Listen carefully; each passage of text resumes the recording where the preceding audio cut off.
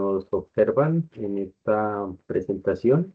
Nos presentamos el compañero Eduardo José Acuña y Pablo José Arias Páez.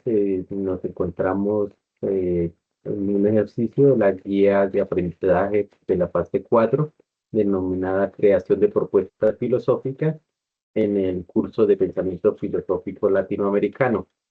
Para el efecto vamos a eh, abordar en esta exposición los textos de Jorge Fabián Cavalux Ducase, 2016, denominado Pedagogías Críticas Latinoamericanas y Filosofía de la Liberación, Potencialidades de un Diálogo Teórico-Político. Este lo efectuará el compañero Eduardo y el suscrito realizará el texto José Luis Luna Bravo, de 2007, Filosofía e Interculturalidad en América Latina, en diálogo con Dussel y Fornet Betancourt.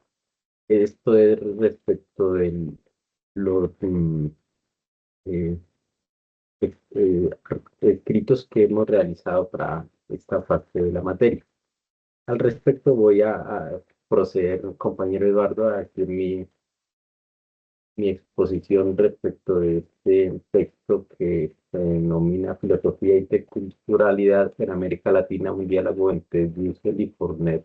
El autor nos indica bueno, como corrientes de pensamiento, el texto lo podemos encasillar como de filosofía de la liberación o de un pensamiento descolonial. Como tesis expositiva, se considera que este texto parte de lo epistemológico del quehacer filosófico latinoamericano y se aborda la problemática del fenómeno de la interculturalidad. En, en, digamos, en el texto se indica la filosofía de la interculturalidad como una alternativa frente a un proyecto globalizado que se preocupa de algún modo de interpretar la realidad latinoamericana frente, digamos, a un pensamiento foráneo. Eh, en estos autores, digamos, en el escrito se indica que liberarnos de qué, es como la pregunta que orienta todo el cúmulo del texto, y se indica que los pensadores latinoamericanos han dado algunas ideas como que le debemos liberarnos de un sujeto cultural que no es nuestro, es una idea. Otra es que la liberación implica vivir de acuerdo con una razón, con una vida racional que conjugue la libertad y la justicia social. También se plantea como un lineamiento de filosofía de la liberación como una necesidad de una liberación cultural del pensamiento. eh, También conlleva una liberación económica y social. Por su parte, el autor principal del texto, de los que se abordan como es Fornes Betancourt, él plantea que la interculturalidad en América Latina es un proyecto de acción cultural, teórico-práctico, por medio de un diálogo. Él plantea que más que una liberación, debemos es plantearnos un diálogo de lo filosófico latinoamericano con, digamos, el pensamiento occidental o europeo, eh, tratando de proponer un orden justo de intercambio de cultura, que sea solidario. Por su parte, se alude a que Enrique Dussel él, él indica que existe un desprecio hacia nuestras culturas, digamos, latinoamericanas, y ellas han sobrevivido en un silencio y que han ido en una evolución. Y la idea es que estos resquicios culturales sobresalgan frente a la hegemonía dominante filosófica que es la europea. Esto lo desarrolla a lo largo del texto el autor que les he aludido, como es José Luis Luna Bravo, y de eso se trata los principales argumentos. Una eh, búsqueda de descolonialización filosófica latinoamericana. Compañero Eduardo, tiene usted la palabra. Sí, buenas tardes. Entonces, continuando, voy a exponer el texto de Cabaluz Ducas. Este texto pues propone un diálogo profundo entre lo que es la filosofía de la liberación de Enrique Dussel y las pedagogías críticas latinoamericanas. Entonces, aquí el objetivo es como fortalecer el pensamiento crítico de la región latinoamericana y superar la reducción de la educación que es vista inicialmente en unos aspectos técnicos o instrumentales.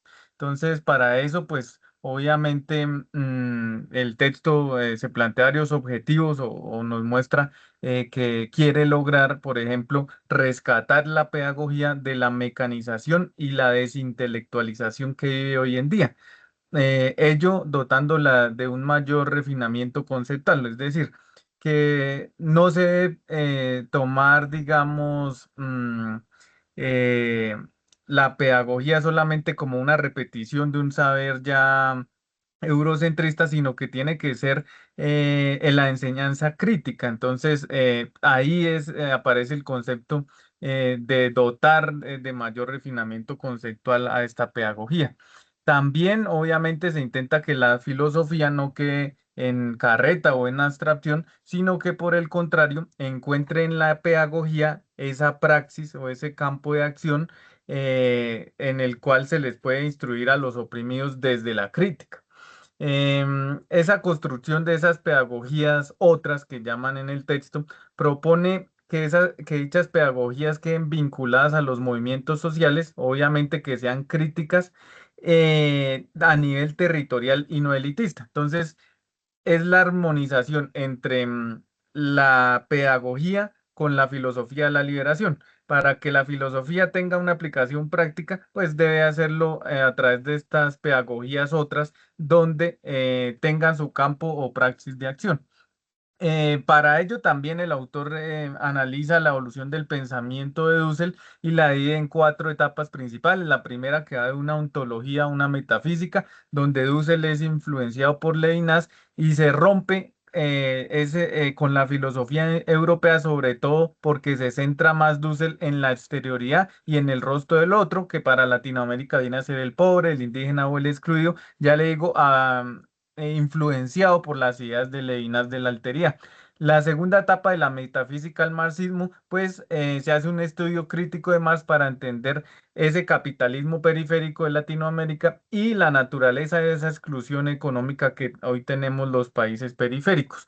Luego, una ética mundial como tercera etapa, donde el debate se da entre Dussel con filósofos como Apel y Habermas, y donde se entraña la propuesta de una ética que ya dé voz desde el punto de vista ético a las víctimas a nivel global. Y finalmente la actual etapa de Husserl, que es la filosofía política, donde, digamos, se enfoca en una especie de arquitectura de una política de la liberación, o sea, ya pasar a la aplicación práctica de esas teorías.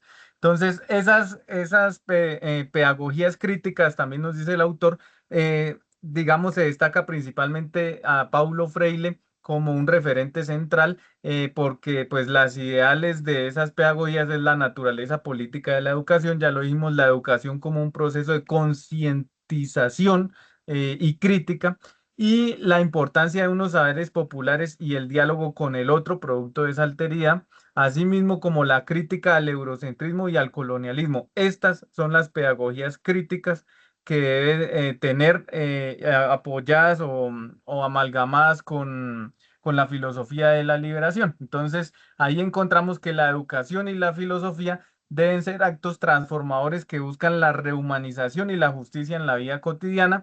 De la misma manera, buscan exponer de presente este sur geopolítico y buscan tener una visión desde la posición del grito del pobre, se dice en el texto, cuestionando obviamente el orden hegemónico eurocentrista.